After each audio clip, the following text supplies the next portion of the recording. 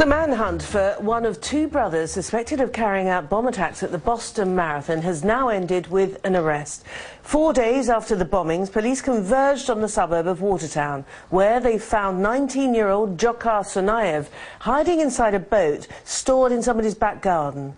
Now, his capture came after large parts of Boston and its suburbs were locked down. Shops stayed shut, the public transport system stopped running, and people were told to stay indoors.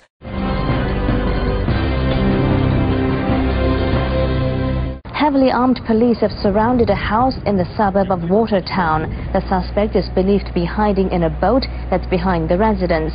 There have been reports of gunfire. Boston police say an operation is underway and have told residents to stay indoors. Tactical teams have searched Watertown and the surrounding area for nearly 24 hours. Just a short time ago, authorities had lifted a lockdown order for Watertown and other communities in and around Boston, but they told people to remain vigilant. The manhunt came to an end in a scene fit for a Hollywood movie. Late Friday, a Watertown, Massachusetts resident called the police. He'd just seen blood on the boat docked in his backyard. The final showdown at 67 Franklin Street lasted nearly 2 hours. We set up a perimeter around that boat, and over the course of the next hour or so, we exchanged gunfire with the suspect who was inside the boat, and ultimately the hostage rescue team of the FBI made an entry into the boat and removed the suspect who was still alive in the boat. First word that the police had apprehended the suspected bomber did not come in a big announcement. Instead, it came on social media via Twitter. Boston police tweeted, "Suspect in custody. Officers sweeping the area. Stand by for further info." And then just moments after that, Boston's mayor tweeting simply, "We got him."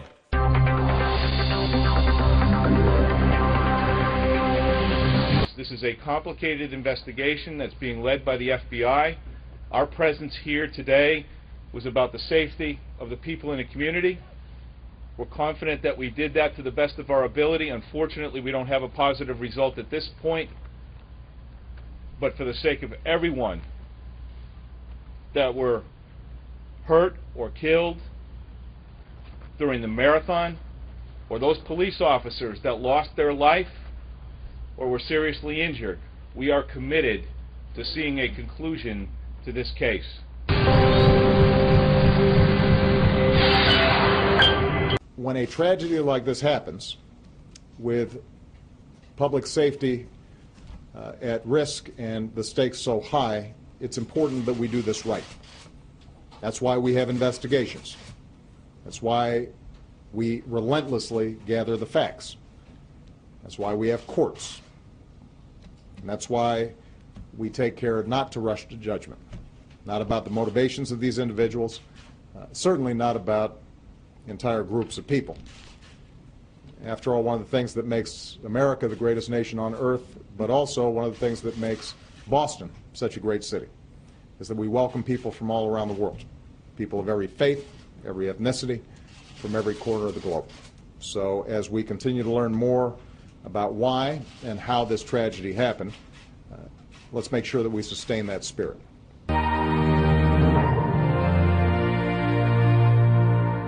The men's father, Anzor, says he doesn't believe his sons are guilty. I'm scared for my son, for his life. They should arrest him, bring him to the police alive. The Tsarnaevs are ethnic Chechens who settled in Cambridge just outside Boston in 2003, after their parents requested asylum. 26-year-old Tamerlan was a well-known amateur boxer and studied engineering at a community college.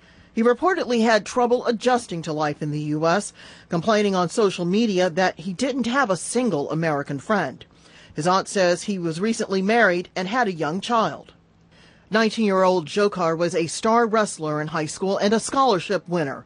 Here, Dzhokhar makes fun of various ethnic groups who speak Russian badly.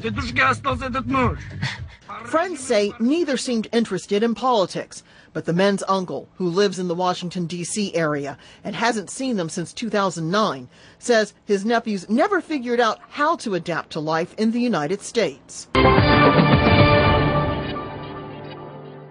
I say, Jihad, if you're alive, turn yourself in and ask for forgiveness from the victims, from the injured, and from those who left.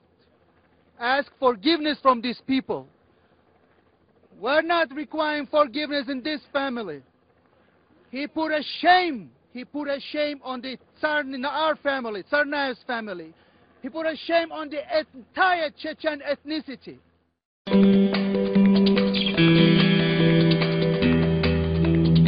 The Tsarnaev brothers come from a Chechen family which once lived in the Russian region of Dagestan, where the authorities are battling an Islamist insurgency. Experts in the US are playing down a possible link to the Caucasus, but some in Russia believe their origins may be significant. The director of this research institute on Russia's Commonwealth of Independent States, former Soviet republics, says, in the North Caucasus there are more than a few bombs exploding there time after time. It seems to me that if there is really a trace of Caucasus terrorism, which can't be excluded completely, then this is an occasion for the United States to reflect on whether they acted correctly before and whether they act correctly now when they give people from there opportunities to speak and when they give asylum to those who are known for their pathological hatred for Russia. The elder Tsarnaev brother is said to have visited Russia last year. Unconfirmed reports link him to extremist material on the internet. US investigators will be examining every detail of the suspect's backgrounds.